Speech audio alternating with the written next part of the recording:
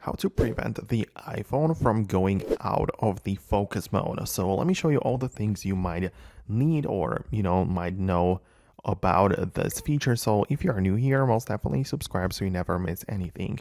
So two ways we can look at this, like if you mean the focus mode within the camera, or you might also mean the focus generally, like the focus mode for the iPhone, right? Because when it comes to the camera, to make sure that it doesn't go out of focus, you can just select the subject within the camera like that, and you should be able to hold it down on it. So, this little orange square gets like locked in a place, and then the phone will be always focusing on that particular thing, and it will like not go out of focus.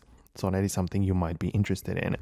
When it comes to the focus mode, like, when you go to the control center, there are like the different focus types. And if you want to make sure that it doesn't turn off automatically, well, you have to manage the scheduling, right? So you would go to the settings, focus, and then go to the particular one. Like, let's say I'm going to go to the personal one.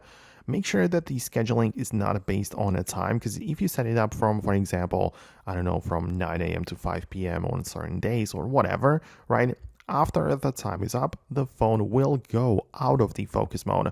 So make sure that the scheduling is not in place. Make sure that you don't have like the smart activation or location app scheduling enabled, because you probably want to make sure that you only turn it off manually and also enable it manually whenever you need to.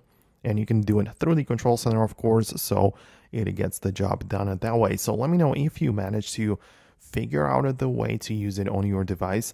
If you found this video helpful, most definitely hit the thumbs up and subscribe so you never miss anything important. And I'll talk to you soon in the next videos too.